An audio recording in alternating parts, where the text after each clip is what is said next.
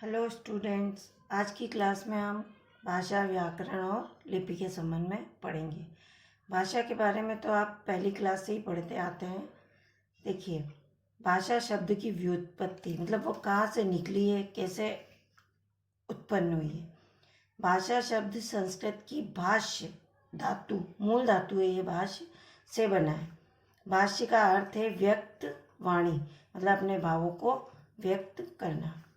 अब इसकी परिभाषा, मन के भावों और विचारों के आदान प्रदान के साधन को भाषा कहते हैं। हमारे मन के अंदर कोई भी बात है, अगर हमें दूसरों को कहनी है या दूसरों की बात को समझना है तो वो जिस साधन का प्रयोग करते हैं उसे भाषा कहते हैं। जिस प्रकार से हम एक स्थान से दूसरे स्थान जाने के लिए रेल, एरोप्लेन, बस इनका उपयोग करते हैं, मतलब यातायात के साधनों का, तो इसी तरह से हमारे मन के जो भाव है, हमारे मन के अंदर जो बात है, उसको प्रयुक्त करने के लिए हम भाषा साधन का प्रयोग करते हैं। इसकी दूसरी डेफिनेशन देखिए, अपने हृदयगत भावों को वाणी में सार्थक मौखिक अभिव्यक्ति के लिए मनुष्य जिस साधन का उपयोग करता है उसे भाषा कहते हैं। ये दोनों परिभाषा आपको परफेक्ट तैयार करनी है। ये सिंपल है, ये थोड़ी व्याकरण की दृष्टि से थोड़ी उच्च स्तरीय है। अब आते हैं आपके भाषा के रूप। भाषा के मुख्य दो रूप है। वैसे तीसरा है सांकेतिक भाषा, जो इशारों से समझाई जाती, पर हमारे कोर्स में दो ही है। सबसे पहला है मौखिक भाषा। भाषा के जिस रूप से मन के भावों और विचारों का आदान प्रदान बोलकर और सुनकर किया जाता है उसे भाषा का मौखिक रूप कहते हैं। मौखिक भाषा स्थायी नहीं होती है, ये सिर्फ मुंह से बोली जाती है, पेपर पर नहीं लिखी जाती, इसलिए स्थायी नहीं होती है। लिखित भाषा, जब उच्चारित ध्वनि संकेतों को निश्चय चिन्हों द्वारा लिखकर अंकित किया जाता है उसे लिखित भाषा कहते हैं। इसका लिखित रूप स्थायी होता है, क्योंकि लिखित भाषा को हम पत्र के माध्यम से, न्यूज़पेपर के माध्यम से, बुक के माध्यम से, कहानी के माध्यम से हम लिखते हैं, तो वो हमेशा के लिए स्थायी हो जाती है। और उसके लिए ध्वनि संकेतों, जैसे ये होते हैं ना क, ख, वर्ण और मात्राएं, इन चिन्हों के द्वारा लिखकर अंकित करते हैं, वो लिखित भाषा होती है। मौखिक व लिखित भाषा में अंतर, ये प्रश्न अधिकतर आता है आपके। मौखिक रूप में बोलने पर वाक्य छोटे छोटे होते हैं, जबकि लिखित रूप में बड़े बड़े होते जाते हैं।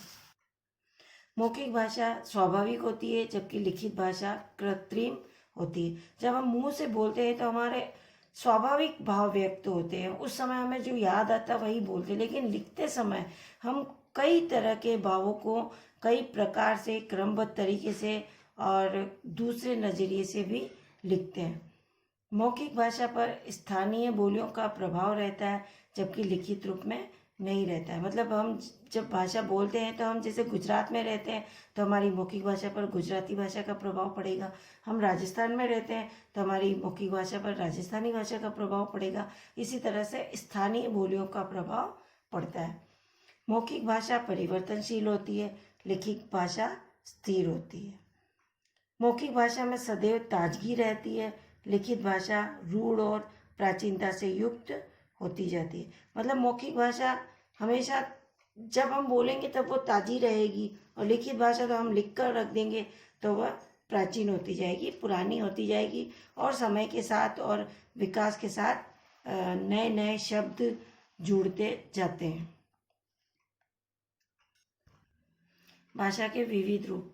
मूल भाषा, आज विश्व में बोली जाने वाली भाषाओं के मूल में भी एक ही भाषा रही होगी। जब इस सृष्टि की रचना हुई होगी या मनुष्य ने सर्वप्रथम इस धरती पर जन्म लिया, तब शायद सभी पूरी दुनिया में एक ही प्रकार की भाषा बोली गई होगी। फिर वो जिस प्रकार से लोग आगे बढ़ते गए, अलग अलग देशों में, अलग अलग क्षेत्रों में जा जाकर बसते गए, उस हिसाब से भाषा का विकास होता गया।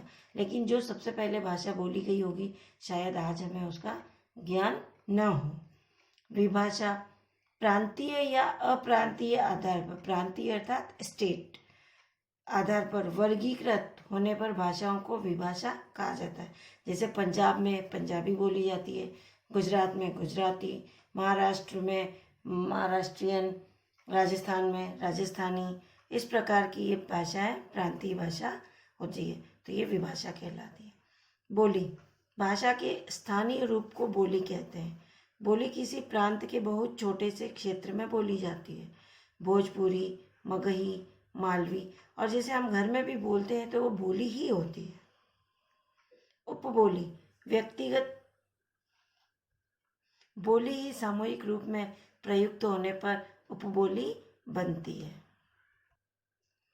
भाषा की इकाइयाँ की मतलब भाषा किस चीज़ से बनी है, भाषा का विकास कैसे हुआ या किन चीज़ों से भाषा बनी है। तो सबसे पहले आती ध्वनि। ध्वनि अर्थात आवाज़। हमारे मुंह से निकलने वाली प्रत्येक स्वतंत्र आवाज़ ध्वनि कहलाती है। हमारे मुंह से जो भी आवाज़ निकलती है वो स्वतंत्र रूप से ध्वनि कहलाती है। वर्ण ध्वनि के रूप में ही वक्ता के मुख से उच्चारित होती है। भाषा की सबसे छोटी इकाई वर्ण है।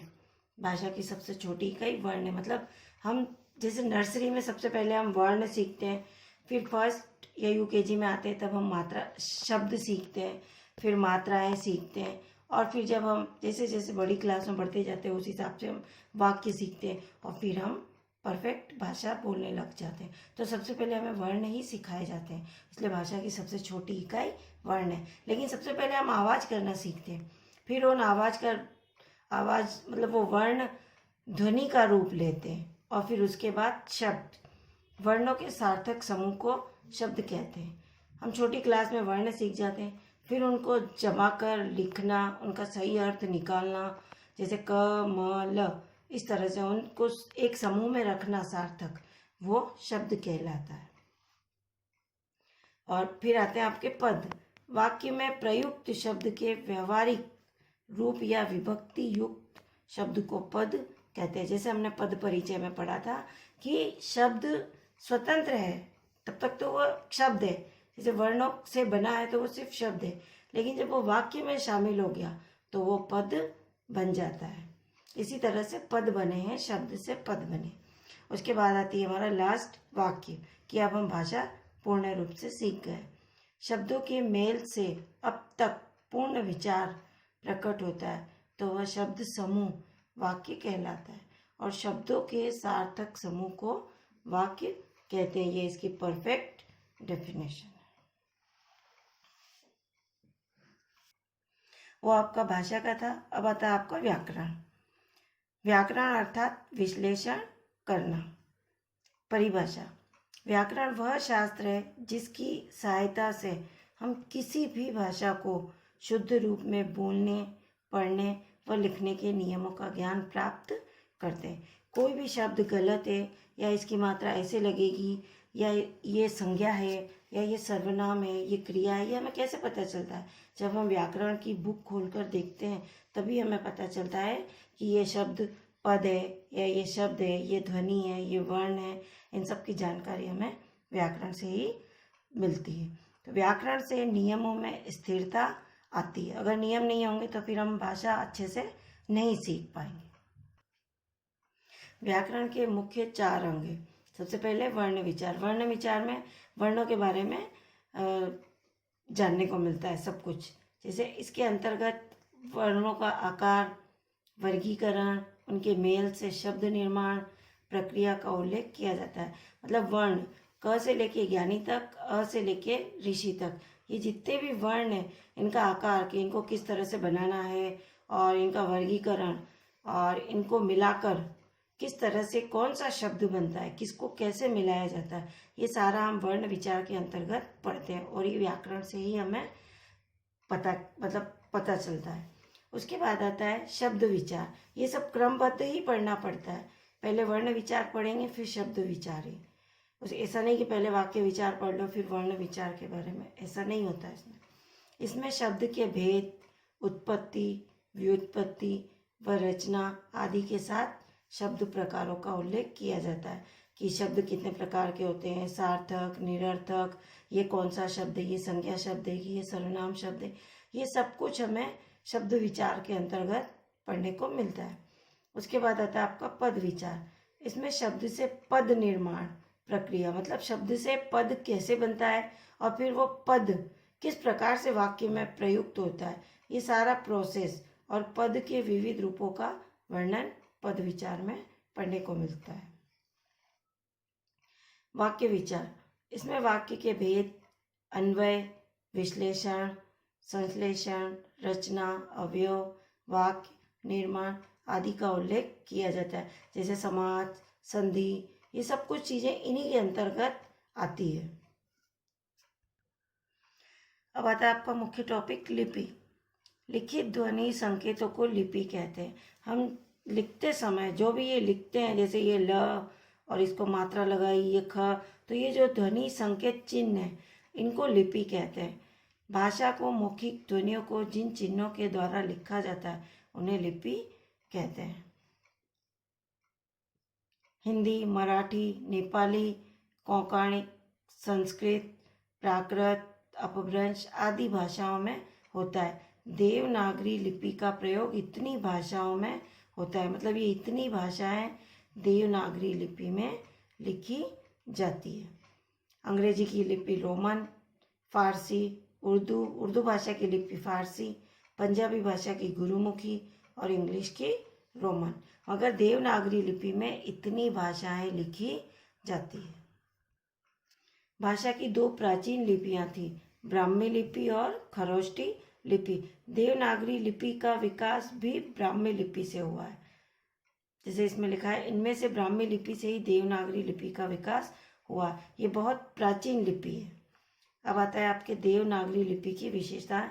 यह आईएमपी क्वेश्चन है, अधिकतर एग्जाम में आता है। देवनागरी लिपि जो हम रेगुलर काम में लाते हैं हिंदी लिखने के लिए, जो हमने जो भी लिखा ये सब देवनागरी लिपि में ही लिखा हुआ है। यह बाईं से दाईं ओर लिखी जाती है, ऐसे बाईं से दाईं ओर। कुछ लिपियां इधर से लिखी जाती पर ये इधर से बाईं से दाईं, जिस प्रकार से उर्दू इधर से लिखी जाती है दाईं से बाईं ओर। संपूर्ण लिपि समूह स्वर और व्यंजन में विभक्त है। ये सारी लिपि इसमें स्वर और व्यंजन ही है, इसके अलावा और कुछ भी नहीं है। शिरोरेखा का प्रयोग होता है, मतलब प्रत्येक शब्द पर लाइन खींची जाती है। बहुत सी लिपियां ऐसी होती है जिनमें लाइन नहीं खींची जाती है। उच्चारित वर्ण ही लिखे जाते हैं, जो हम बोलते हैं वही लिखते हैं इसमें। अनुनासिक और अनुस्वार ध्वनियों के लिए पृथक चिन्ह होते हैं। जैसे हम बिंदी शब्द के ऊपर बिंदी लगाते हैं, जैसे ये, और चंद्र बिंदु लगाते हैं या आगे ध्वनि बनाते हैं, इनके लिए अलग से चिन्ह बनाए गए हैं।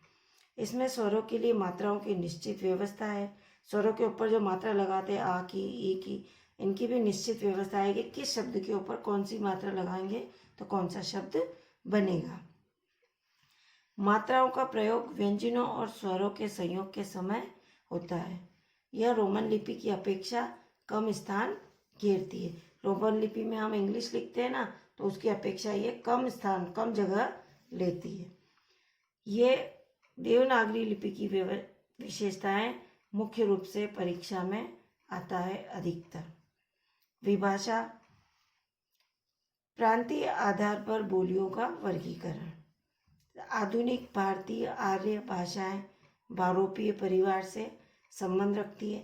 भाषा का विकास का प्रमुख साधन लिपि है। जैसे प्रांतीय आधार पर बोलियों का वर्गीकरण, जैसे स्टेट वाइज, जैसे गुजरात के लोग गुजराती भाषा का प्रयोग करते हैं, पंजाब के लोग पंजाबी भाषा का, तो ये स्टेट के आधार पर इन बोलियों का वर्गीकरण कर दिया गया है। लेकिन मूल रूप से ये सब हिंदी से ही निकली हुई है, मतलब हिंदी के आधार पर ही इनका वर्गीकरण किया गया। इसलिए भाषा से भी जो छोटा होता है रूप होता है वो विभाषा कहलाता है। व्याकरण का महत्व व आवश्यकता, मतलब व्याकरण हमारे लिए क्यों जरूरी है। हर भाषा की व्याकरण होती है, चाहे आप किसी भी प्रकार की भाषा सीखो, व्याकरण का ज्ञान होना जरूरी है। तो क्यों जरूरी है, देखिए, भाषा के विभिन्न अंगों में निश्चित और नियमबद्ध संबंध होते हैं। भाषा को शुद्ध रूप में बनाए रखने के लिए तथा उसका मानक रूप निर्धारित करने के लिए नियमों की आवश्यकता रहती है। इन्हीं नियमों को व्याकरण में योजनाबद्ध रूप से लिखा जाता है। भाषा को शुद्ध और स्पष्ट करने के लिए व्याकरण की आवश्यकता होती है। व्याकरण से मतलब भाषा को किस तरह से शुद्ध लिखना है, कैसे पढ़ना है, ये हमें उससे पता चलता है। और उसका मानक रूप यानी उसका स्टैंडर्ड रूप, परिनिष्ठित भाषा निर्धारित करने के लिए कुछ नियमों की आवश्यकता होती है, जो हमें व्याकरण से ही योजनाबद्ध तरीके से पता चलता है। व्याकरण भाषा का विश्लेषण कर मतलब एनालिसिस कर रचना को स्पष्ट रूप प्रदान करता है कि जब हम किसी भी भाषा की रचना करते हैं तो उसका विश्लेषण कर वो स्पष्ट एकदम शुद्ध रूप प्रदान करता है। वो व्याकरण की सहायता से ही हमें प्राप्त होता है। इससे नियमों में स्थिरता आती है, जो भाषा का परिनिष्ठित व मानक रूप में स्थापित करती है। अतः व्याकरण ही ऐसा शास्त्र है जो भाषा को सर्वमान्य, शिष्ट, सम्मान एवं स्थायी रूप प्रदान करता है। Thank you. आपका भाषा व्याकरण लिपि वाला टॉपिक यहीं ख़त्म होता है। आपको ये सारा कार्य अपनी फेयर कॉपी में व्यवस्थित रूप से करना है और लर्न भी करना है। धन्यवाद। नेक्स्ट क्लास में हम सृजन की बुक पद्य भाग स्टार्ट करेंगे।